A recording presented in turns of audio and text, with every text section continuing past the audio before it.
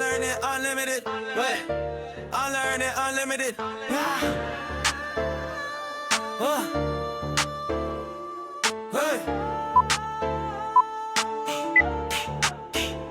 Hello, how you doing? Welcome to the Unlearned Unlimited podcast. My name is Dr. Sito Narcisse, and super excited that you guys are here. I have a special co-host guest that's gonna be kicking with me a little bit, Tatiana Echeverria. Hi, Tati. Hello. I'm so excited to be here with you today. I mean, you called me a doctor. I'm not quite there yet in life, but I love that for me. But you're a doctor to me in my mind. Everybody's a doctor. Why can't we all be doctors? Like, what's up with that? You know, in education, you get to do all type of cool stuff, right? And so, like, sometimes people get caught up in the names and the title. It's about what you do to me, not necessarily what your title is. And so, like, you know, you bring a lot of great stuff. Just some background to the audience. You know, Tatiana has been a teacher, an educator, an administrator. And most of your time, you did a lot of your education where? What state were you in? I attended Florida State for my bachelor's and my master's. Yeah, see, Florida State University. We have nothing against FSU. I love that. I mean, unless we're playing some college football or something, I got to vote for the other team. But, you know, I won't get into all that. But we're super excited about that. We think we're going to have a really great time. And to this show, we have Dr. William Blake with us, which I'm super excited. Dr. Blake, how you doing? Welcome. Hey, good afternoon. You know, this episode is going to be around, our normal podcast is Unlearn Unlimited. And what we talk a lot about to the audience is, you know, we feel all the time that we want to talk about things that you should have not have learned. So we call it Unlearned. Mm-hmm. And then what is the things unlimited in terms of like, what is the type of innovation things that should happen, right? And so we always feel like the best way to talk about these things is to go directly to the guests and, hey, to regular people that's out there in the education world and go ask. I mean, imagine all the people we go out to that never get asked questions and they're the ones doing all the real work. Have you not seen that in education? That is so true. That oftentimes I feel like happens with the people that do the work with our kids, right? Yeah. Like they are in the weeds with our kids and they don't always get asked like, hey, what do you think about this? And what about this? So I absolutely agree with you on that. And there's thousands of people with great ideas, but we also try to bring in some folks that are a little, not controversial, but they take it to a whole nother level on that work. And so we said, hey, we're really excited about Dr. Blake. And I'm going to read some of your resume a little bit, Dr. Blake. But, you know, one thing I've learned in the last couple of episodes, Tatiana, was like, it's better for people to tell you about themselves instead of you reading the paper. Outside of you being a doctor and all that good stuff, we think it might be much cooler for you to tell us about yourself and also to say, hey, you know, what are some things that like really inspired you to go into education, those things. What do you think, Tatiana? Let's do it. I'd love to hear from you, Dr. Cool. I'll have some questions about that later on. But yeah, you can share a little bit about yourself and your history, what led you to the space you're in. I have some background, but let's share with the audience. Absolutely. Well, first and foremost, thank you all for this opportunity to engage today and just to share not only my story, but some of my ideas about the work. Things that you might not see on my resume or on paper is that I tell folks all the time, I am the son of a legacy educator. My dad, he has just wrapped up his 42nd year of being a classroom teacher, right? And I say that loudly and proudly because, you know, you don't find that level of commitment to the classroom, especially from a Black male educator to be in the classroom for 42 years. So he was my role model. He is my role model of this work. I just watched him have an influence not only on the students within his classrooms, but on the communities at large.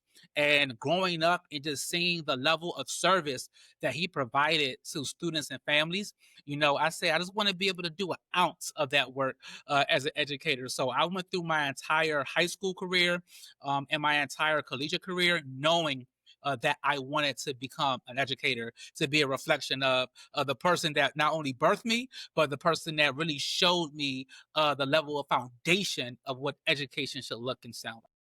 So, Doc, just make sure. So you've been a teacher, an administrator. What grades did you teach in high school? Yeah, so after attending the amazing Morgan State University, Morgan I State went on. Hubs. My entire career has been definitely on the secondary level, where I Yeah, started out as a classroom teacher, yeah. and I had the honor of teaching family and consumer sciences, right? And that is where we are giving students the basic essentials of how to be a civic citizen within the world. After my classroom teaching experience, I went on to become an assistant principal, where I had the opportunity of leading the ninth grade. And I say that with joy, because that ninth grade level, on the high school level, is where you truly provide the foundation for students to be successful on the secondary level. So had some tremendous success leading the ninth grade. Then I had the opportunity to transition to become a middle school principal.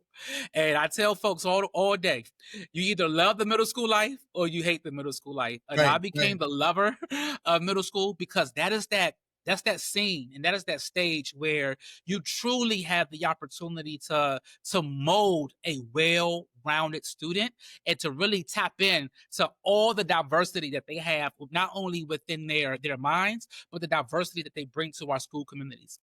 After serving as a school leader, I went on into the central office world, where I became the director of social emotional learning.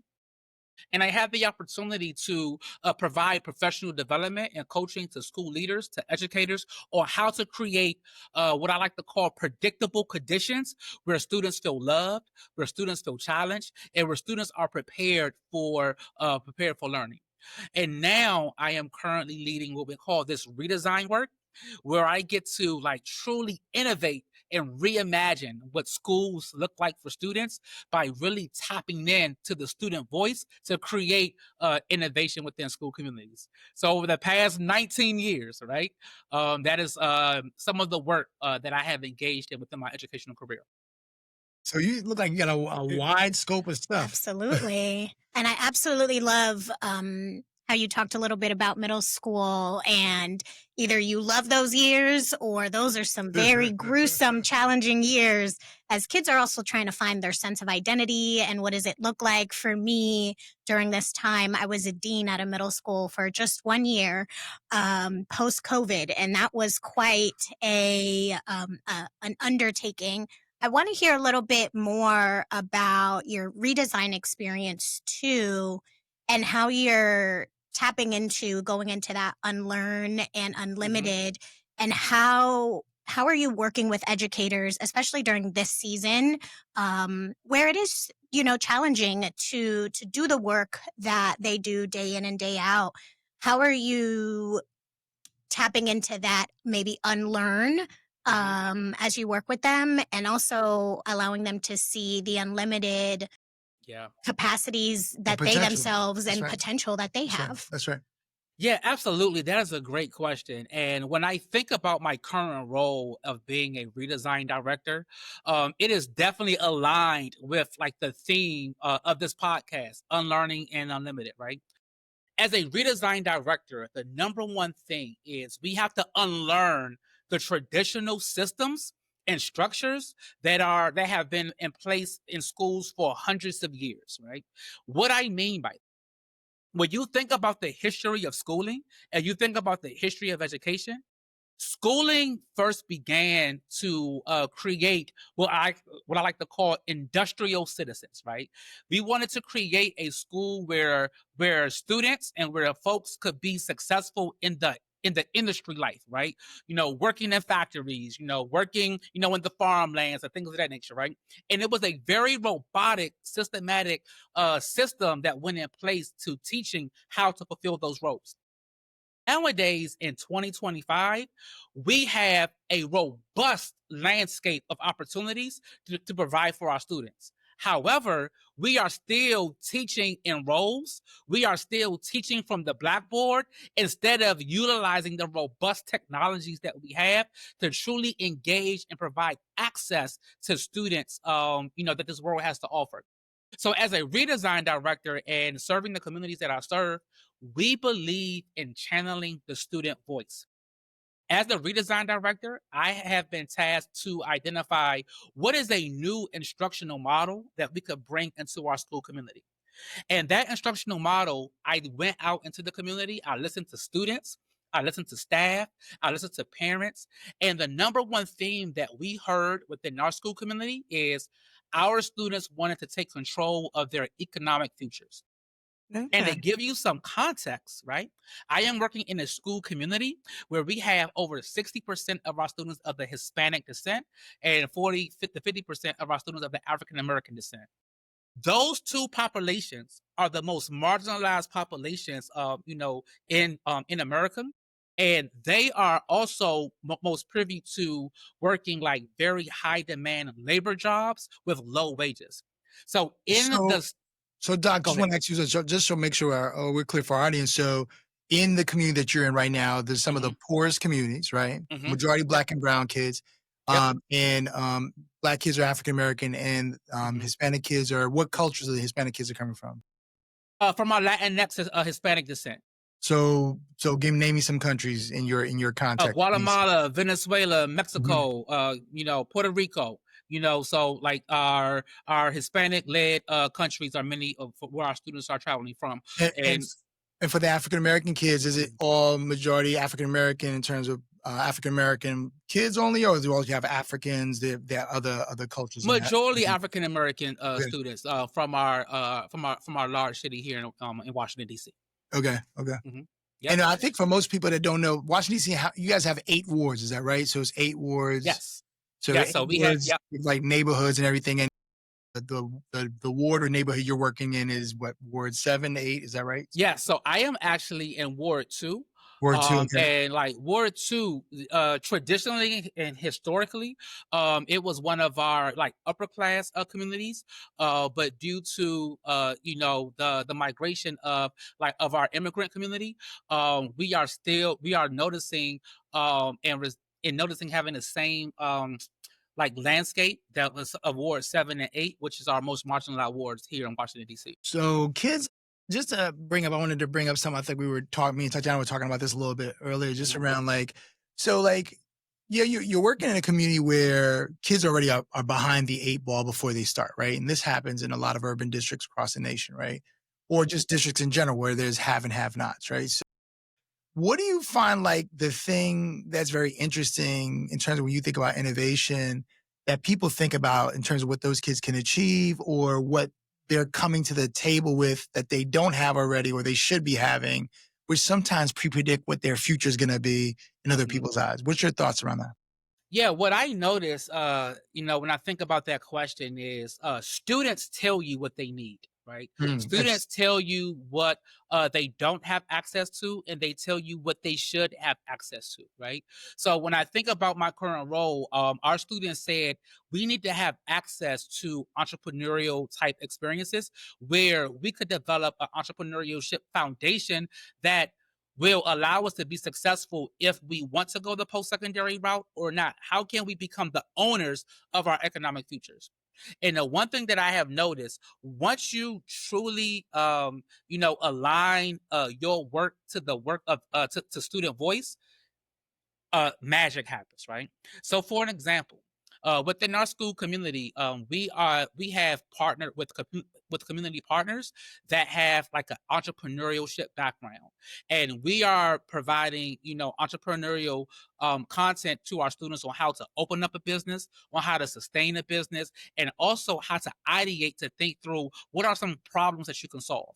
And the way that we are bringing that into our school community, we kind of like disrupted our master schedule where we created opportunities to have these partners come in during the school day Oh, to that's great. provide those opportunities for our students. So when you open up and you provide access and you kind of disrupt those traditional systems, you will definitely see the magic not only happen in the classrooms, but it will also pour into the communities as well. So let me tell you why I love this. I don't know about your world, but let me tell you about my world. Let's talk about it. Let's talk Let me about tell you it. what I find crazy about this, right? Like, I don't think in my own growing up, so my parents, they were, we didn't have a whole lot, growing up and everything, but like, I don't think I was ever taught to like go own my own business. Like when you think about it, like, that's why I love what I'm hearing because I don't know about what your world's been, Tatiana, but it was more like, hey, go to school, you'll go work for somebody, get a job, work in that job for 30, 40 years, and then, whatever that job is for that specialty. And I think like Absolutely. we're in a different planet now where what I'm noticing is like now, not only with entrepreneurship, which is defined in a lot of different ways, but like the kids that are doing more innovation, the people that are really taking over are really in this space. They're getting an opportunity to learn this way, which I think is a totally different context than what we used to learn. And I think like if you come from not having or not in that space, it could be like, it could be daunting for one, right? Because it's a new aspect, but it goes against like what your family has said. This is the only way that you can make an education. Yeah, I think in that season for our parents, they definitely do the best that they can with the tools that they themselves have. And it is traditionally go to school, get a job, make ends meet. But what I hear you saying is more so, how do we shift that mindset? It's almost like we're also helping kids unlearn some of their own experiences, and not for a lack of, again, our parents just trying to do the best that they can. I was raised by a single parent who just pushed me to go to school, do something that you're passionate about and that you feel matters, which is exactly why I went into education. Now we're also looking at our generations and those to come and looking and saying, hey, maybe we got some learning to do from what they did, but we got some unlearning to do, and giving kids a sense of agency. I just think about everything you talk about in your redesign work, and it is pivoting from the traditional, let's focus on attendance, behavior, course performance. Let's do these traditional ABCs, and let's focus on what I like to call now is the big ABCs, and let's focus on agency, belonging, and connectedness. Like you don't give kids agency, they're not going to necessarily be successful at school. They're not going to necessarily care about what they're learning in the classroom. If they don't feel a sense of belonging, they don't feel like, hey, the people in this place care about me and I want to go here, or I feel connected to my school experience, which is exactly what you are moving towards. When kids said, hey, I want to have some entrepreneurial experience, let me connect to my school experience that way. So I absolutely agree. And one more thing I'll bring up, Dr. We're going to ask you some more questions about this, is like, and in my neighborhood, so I grew up in New York, right? In my neighborhood, it was all this whole like, we wouldn't call it an entrepreneur, right? We'd say like our biggest, like, I wouldn't say we're a hustler. Maybe more like an educational hustler. I would say like what we thought was like the most important people to us were like the hip hop stars, right? Or the athletes, right? But nobody, like, little did they know, like, all of those are businesses, right? And there's somebody that had to like be the sports agent, someone who's like, doing this stuff for the teams, and somebody, and creating space for that. And I think like you begin to see as you go into the educational world. I also think sometimes there's different sets of tracks people set for certain kids, right? Depending on where they come from socioeconomically. But like the unlearning is like giving them that wide space to be able to do some of those things. And if they don't get that paradigm shift, I think it becomes problematic, right? So like when we think about like the redesigning work you do, like how do y'all like start shifting the mindsets of kids who come in already in this traditional, this is how, they think learning should happen, right? Or adults that are teaching kids, right? How do you work with them around what that is? That is a great question or the about pressure. Adults specifically. Yeah. Yeah. So when you talk about the work with adults, right? So there's this new theory that I have been dabbling with, right? It hasn't been tested yet, but I believe I was having a conversation with the educator the other day, and then we were discussing what is the difference between compliance data as opposed to comprehension data. Right. And after we started to exploring this, it kind of made sense to me. When we talk about compliance data, we are talking about the graduation rates. We are talking about the attendance rates, right? Those are the data that, that school districts, that they really focus and they work on. But we rarely have conversations around the comprehension data. The comprehension data is the data that determines how and what students are learning. For an example, at my school community, our students take what you call industry-based exams. And these industry-based exams are aligned to their career and technical education pathway. For the very first year, we had the career technical education pathway, graphic arts and media design. The industry-based exam that is aligned to that is the Adobe Illustrator certification. Our very first year teaching this course, over 50% of our students passed that industry-based exam. Oh, wow. That is an example of comprehension data. We know by them passing that industry-based exam that they learned the foundational information to become a certified Adobe Illustrator. And for all of our graphic artists out there, to becoming a certified Adobe Illustrator, it takes a lot of hard work. And now we have 10th and 11th graders who have done that this year, their first year taking the course. So my job as a school leader is to shift the trajectory of focusing on this compliance data. Yes, we want to get kids to graduate. We want to get kids to come to school, but we have to pay more focus on this comprehension data. What are students learning? How are we measuring what they are learning? And what does this data says based off of what they are learning? So I'm very, very excited to continue to have these conversations with educators. And that is how we are going to shift mindsets of really putting the numbers before people, but really understanding what does this data truly mean? Yes, you could graduate, but are you passing the SAT? Yes, you could come to school, but are you passing the state and local exams? So we want to focus more on this comprehension data as opposed to this compliance data. Does that make sense? Yeah. So just a question on that. So this show is called "Where Do We Go From Here?" Right? That's that was what when we talked to you about coming on and where do we go from here in terms of like unlearning and unlimited possibilities around, kids trying to approach these different ways of like learning and those things, right? So when I hear you talk and about all these designs and things that are setting up, it sounds more to me like you guys are elevating things like you want kids to have much more, I would say some soft skills in their process as they're learning like specific industry stuff that they're doing. But at the same time, you're trying to get them to figure out this business aspect to it, which can help them grow into a lot of different places. That's what I hear you saying. Is that right? Absolutely. Would you agree? So my question is, that's always controversial, I think. And I don't know, Tatiana, how you think about this, but like, if you go on education now, you always hear like two different worlds, right? Like, listen, do I go to college?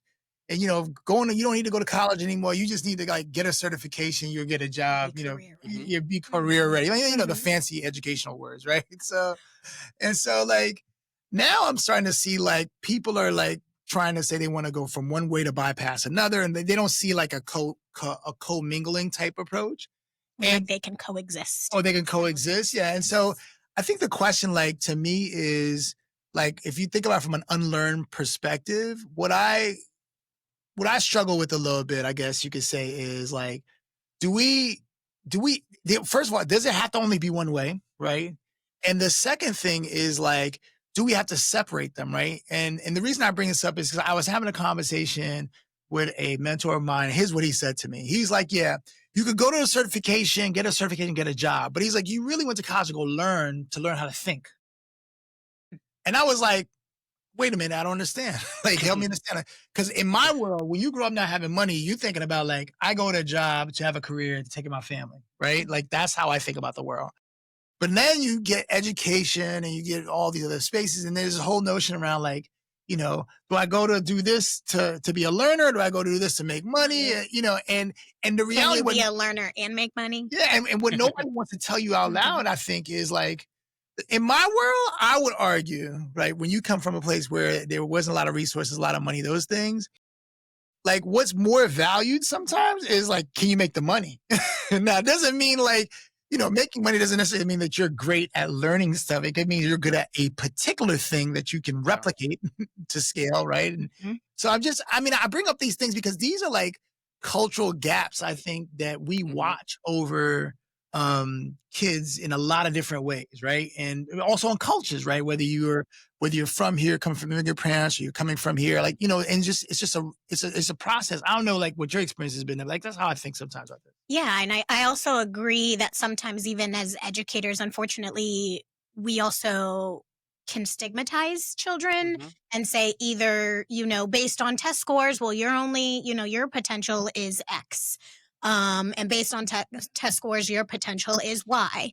But, again, can those two things coexist? Can you have a child that is an eager learner and is also going to be very productive and successful monetarily later on down the line?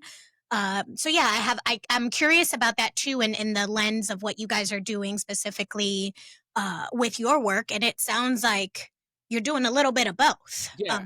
So in this world, right, we have to be bold enough to disrupt the status quo, right? And we also have to challenge the status quo. What I mean by that, when you look at a traditional school, we have a master schedule. Who says, right, or what research says that a student must be in class 8 hours a day, or must come to school 8 hours a day and be in school Again, people for are upset about that. I don't know. be in school for, and being in a class for like 70 or 90 minutes, right? What research determines student success behind that, right? So one thing that we did, within our master schedule, we are now creating space for students to operate small businesses throughout the school day. So we created this initiative called the Mogul Market. And with the Mogul Market, we have some student entrepreneurs, right? They get to sell their products in school during the school day, right? Oh, wow. And what we have noticed, They get credit for this, Doc? yes, when you show students that they could earn money based off of their own ideas and based off of their own products, right? That starts to drive their motivation that, you know what? This is actually working. So since we have an entrepreneurship model, we have created parts throughout the school day during our lunch periods where students could set up shop, and the money that they make, it just goes directly in their pockets, right? And that is the motivation that we are providing here in our school. So who says that we cannot do that within the school community? We got to challenge the status quo. We have to disrupt the status quo and create schools that will benefit students and stop creating schools that benefit adults. And I think, tapping into that and going back to your point, and who's to say that's not learning, right? That's right. So I think your point about disrupting the status quo, there's a quote that I live by, that is, the system is essentially created to get the results that the system wants, right? That's right. That is the truth. But I think, why is it that we consider that only algebra is the thing that a child needs to learn, or that geometry is, for our non-math lovers here, not me, but why is that the things that kids need to learn? Why can't it be that jacking up the master, why not jack up the master schedule and allow students to not sit in a classroom for an hour and a half or 80 minutes or whatever that is. And part of their learning is an actual hands-on problem-based experience. So can both coexist? Can you be college and career ready? And maybe college is not necessarily the word per se. Maybe their college ready is a technical experience. It is an entrepreneurial experience where they're still applying, right? They're still applying their learnings, but it just looks a little bit different. So instead of like using a term like college career ready, what we do in our district is prepared for what's next, right? So whatever your next phase of life is, we want to make sure that we are preparing you for what's next. So whether that's college, whether that's trade, whether that's the military, whether that's opening up another business, whatever your next phase of life is, we want to make sure that you have those foundational skills to prepare you for what's next. So what's really cool. So I've worked in like all these districts. Like I think I'm in 9 school districts in my career. I've been a lot of places, different experiences and places. And what I've learned pretty quickly, one, I always say like people closer to the problem can solve the problem faster than people further from the problem, right? But the other part I learned is like giving this whole notion of like space and autonomy for this type of innovation to happen gets kids to learn way more than sitting in a class, like just lecturing about that sit and get right, lecturing about some whatever, right? And I wonder, like, if teachers or administrators, folks that were given this type of autonomy even more than what is usually required, if that would help make a bigger change to a better workforce in that space. And I only bring that up because, you know, when they make these standards across for states or schools to learn, they do them because it's a minimum required. It was never meant to meet the glass ceiling, right? So like, you know, sometimes I'll walk around, see administrators, well, you know, we got this number percentage and that, you know, by the state. And I'm like, listen, like the state did a minimum so nobody would like go below that to fail. You know, it wasn't the But thing. that doesn't mean we can't do better. Right. But to me, the unlimited portion of that is trying to do things like this where kids can get credit and learn what they want to learn and also get us a step up on like a career and a job, right? Just imagine when you think about the most successful people in certain professions, it wasn't just the school piece. It was that they got into something that they loved, they were passionate about, and they got to learn it earlier in their career. Learn the language, to learn the processes, they learn the skills and all that stuff. And I wonder if we gave teachers autonomy around that type of piece, if that would have accelerate more children across the country. I mean, I don't know what y'all think about that, but like that runs in my head all the time when you talk about this stuff. So when you say that word, Sito and Tatiana, what we as educators, oftentimes we are bound to like policies, right? And like some policies out there is that students have to have a certain number of seat hours, meaning they have to sit in a seat for a certain amount of hours throughout the school year. You know, other policies are, when you think about compulsory education, that students must be in school 5 days a week, right? Who says that has to be true, right? When you think about the workforce, right? Now you have the opportunity to telework, right? You don't even have to go into the office 5 days or 4 days a week, right? So if you could have this model in the workforce, why can't we also have this model in school, right? Where, say, students come to school 4 days a week and spend 1 day at an internship, right? Or students come to school 3 days a week, you do community service 1 day, and then you go to like a job or the workforce the next day, right? We have to truly disrupt and challenge these policies. So as what I like to call a non-traditional educator, I will love to challenge folks to really think about going unlimited by identifying and reanalyzing every policy that is within your school and within your school district.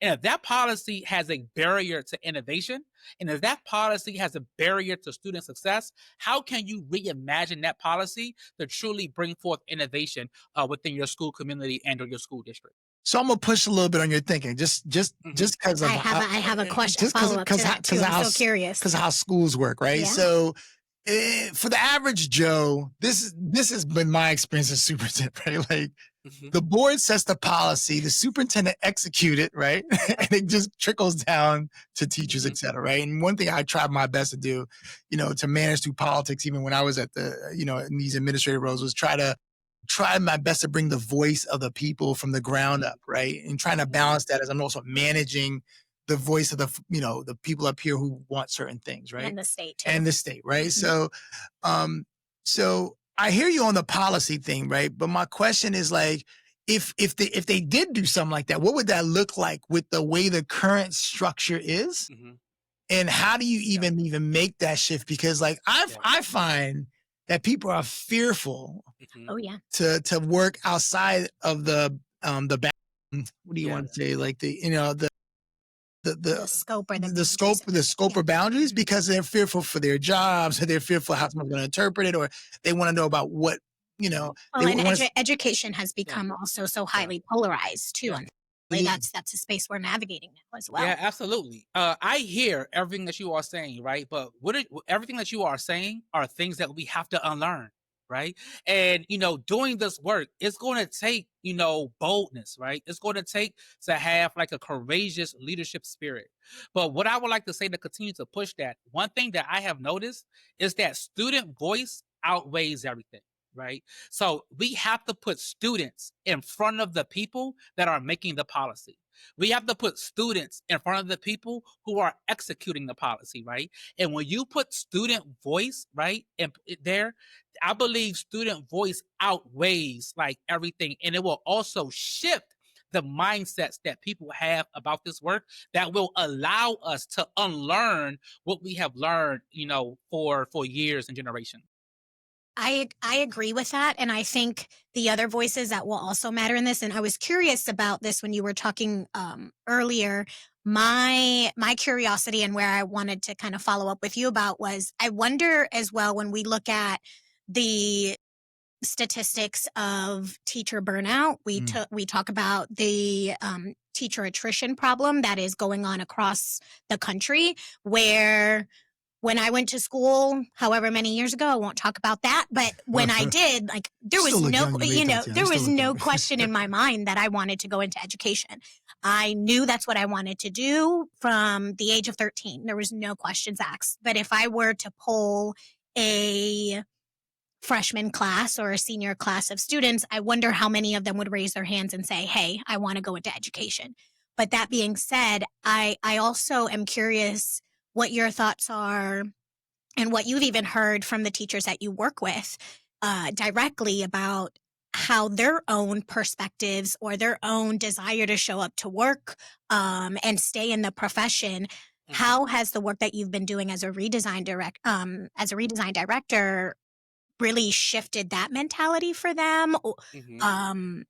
That doesn't mean to say everybody's going to stay, because to each his own, but how has that impacted your teacher burnout rates? Oh, absolutely. So there's this phrase or this quote in the educator world, right? When it comes to, like, from school leaders, you must feed your teachers so they won't eat the children, right?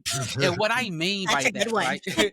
You have to create the conditions where you are balancing, like, teacher well-being, you are supporting their mental health, but you are also providing them the coaching that they need to be successful in the classroom. And in order, I've seen school leaders have, like, a high retention rate of their staff is when they are catering and have a very equal balance around their supporting the teacher mental health and also providing professional development and coaching to elevate their practice. Those are the things that we need to feed our teachers, because if you don't feed that to our teachers, then they're going to be the grouchy and snappy to our students and really not have the moral fortitude to really stand up in front of our students each and every day to create those conditions of learning for them to be successful. Does that make sense? Yeah, no, absolutely. So you talk about, so let me ask you just a little more about this condition stuff, right? So you said, like, so if you don't help teachers create particular conditions, they're not going to. One of them being quality PD. Quality PD. And I think quality PD we don't tap into enough, because we do start of the school year, let's jam all the curriculum down, and then we don't follow up with that. And then you also said their well-being. It's quality, those conditions. What else do you think are some conditions that should be set around it? I mean, yeah, absolutely. So when you think about the opportunity, like, for those of us that are, like, really embedded in this work and you are planning for the next school year, teachers are always asking for additional planning time, right? So how can we, leverage our schedule where we are providing multiple opportunities for them to plan instead of just one period of day, right? How are we using, like, before school or after school, or how are we compensating them for their knowledge to to offer to our school community, like, before or after hours? So we just have to be very innovative, and the way that we create these innovations is just like I talked about student voice. How are we elevating teacher voice? As administrators, when we get in this seat, is, what? We've been a teacher, right? We've been in the classroom, so I know what to do. That is not true in 2025. We still have to create the space to elevate our teacher voice that is going to shift and also have a direct impact on our leadership moves and our leadership behaviors. So as a leader, we must create spaces to hear every stakeholder voice so that we could understand their lived experiences and how can we set up and create the conditions based on what they are sharing with us. Do you think do you think, like, we're too far gone now where it's so bad that Dr. Cool has completely let us know that is not true. No, but I'm saying, like, I mean, like, I sit in spaces sometimes. I'll talk to different folks in our world, and they'll be like, yeah, that sounds all nice and all, but our reality is, like, this is our problem, right? And, like, I feel like, the last couple of years now, things have changed. I mean, we're not in this world anymore where it's being politically correct about stuff. We're, like, I think we're much more now, like, people say what's on their mind, do what they gotta say, you know, and you gotta deal with it, right? So I'm just wondering, like, to get us back to a space where people feel like they can really make shifts and changes and do those things, like, and have the impact that they yeah, desire. like Yeah. what's the thing that you think we need to really be trying to get them Yeah. to, Are like, we too far gone? yeah, So like that's a great question, right? And so as a leader, one of the things that I really focus on as a leader is identifying how can I get a quick win, right? So if I am going into any, job or any school or district community, I want to understand what is something that I could get a quick win within 7 days, right? And by doing that, I am going out listening to identify what is the problem, co-creating with the stakeholders to develop a co-solution and getting that win. Once that first quick win is established within the first 7 days, how I'm going to get another quick win in 14 days, right? And by doing that, the way that you build up on these wins is truly creating the space to hear the voice, identify the problem, co-create a solution, and strategize and execute it together. And by doing that, although it might sound simple, you have to be very strategic and intentional to create that space and opportunity for people to feel valued and included for them to address the problem with you as the leader. so I think that's where sometimes it feels like we're too far gone. yeah. Because there aren't necessarily enough spaces where multiple stakeholders outside of admin, and admin sometimes gets a bad rap, as we've all been administrators, right? And sometimes we're trying to save them from the things that they don't see are going on up here. But I do think that when there is a moment to pause, which isn't always easy, but when there's a moment to pause and really call in the voices of the people that are working with the kids directly, because admin, that's a win. That's right. And that is how you start having some mindset shifts happening because, this person actually cares about what I think. Like this person, that doesn't mean, and I think too, sometimes we get stuck on like everybody has to agree. No, consensus means like, we all agree that we're going to try this one thing, and whatever the results of that thing is, we at least are attempting something. But I do think that's how we maybe get ourselves out of the, like, are we too far gone? Is putting, maybe sometimes attempting that, having some more people in that room. Yeah, I mean, I think like the more I think about this stuff, I always think like, right now is like how you create space for different people to give their perspective. And for us just to listen and be okay with, like, we're in this, I feel like we're in a sensitive space. Very. Somebody says Very. something and everybody's like, they jump to it already. Like, yo, we're about to fight right now. So it's like, I think like, with all the stuff that's going on in today's society, like giving room for people not only to give their voice, but also to kind of hear, like you said, Well, and that's a process of unlearning in itself, right? Yeah. Because sometimes you even have the experience of, what, I can't remember exactly the verbiage of the saying, but, kids are meant to be seen, not heard, or so what is that, that saying? And unfortunately too, and some adults feel that way as well. So how that shift in itself is some unlearning for some folks. That's right. So I agree. Well, listen, we can't get away without asking some questions around this Dr. Cool thing, right? So you go around the country, Dr. Cool. I know Tatiana was chomping at the bit. I gotta ask. I want to know. I want to know more. And you even talked about. I did some research, and you talked about your love strategy, which I was obsessed with. So yes, go ahead. Yes. So Dr. Cool, how did that come up? What was the plan? Like is it we're too smooth? Yeah, like the wardrobe. I want to know more. Absolutely. So Dr. Cool started through social media. Over 15 years ago, I was one of the few educators that truly utilized the power of social media. And as I was really getting into social media, I was thinking of like an avatar or screen name to use. And guess what? I went to my students. So prior to earning my doctorate degree, my students developed the name Mr. Cool. So I was Mr. Cool for the first several years on social media. And then once I earned my doctorate degree, it then transitioned to Dr. Cool. But it truly came from really having connections and relationships with students. I utilize the student voice in everything that I do, right? So I only have a job because students exist, right? So the whole Dr. Cool moniker, the whole Mr. Cool moniker, it really was a brainchild from my students as I was really delving into this social media world, starting with Twitter before it became X, going to Instagram, TikTok, Snapchat. I truly meet students where they are and engage them where they are to truly ensure that, I have an impact not only on their current experience in the schools, but on their experience out of schools as well. So the whole technology thing, I used to think the Dr. Cool thing was a technology, but now the more I listen to you now about it, it makes sense. I mean, it seems like you're very well connected in terms of what matters to you most, and what matters to you most is relationships, not just with obviously Right. kids, but the adults that you get to work closely with now. I'm going to be a Dr. Cool fan, so I'll be following you soon. And Awesome. Thank Well, you. listen, we're super excited.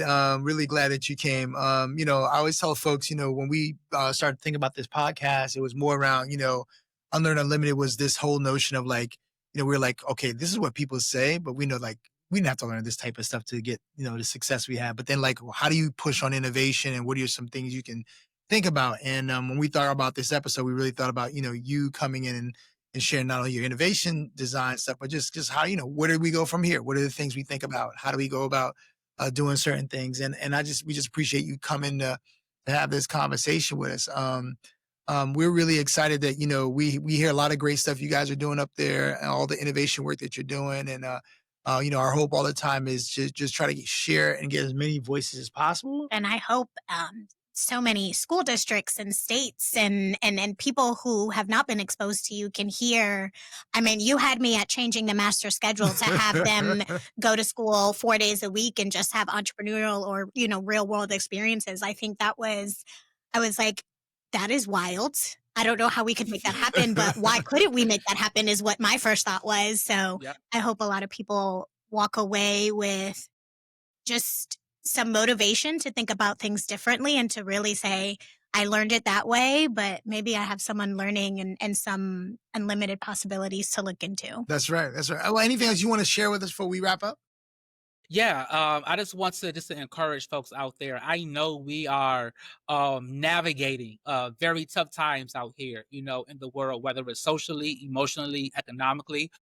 But just know at the end of the day, we are creating a world for our students to take over, when it's our time to become seasoned adults, right? So just know that it is our job and it's our responsibility to truly align ourselves to what they need to be successful, and to build those quality relationships and also provide them access that will allow them to be prepared for what's next, whether it's college, career, military, trade, starting of businesses. We have to make sure that they have all the resources they need to be successful, because they will be taking care of us soon, and we will be looking to them for leadership when it's their time to lead.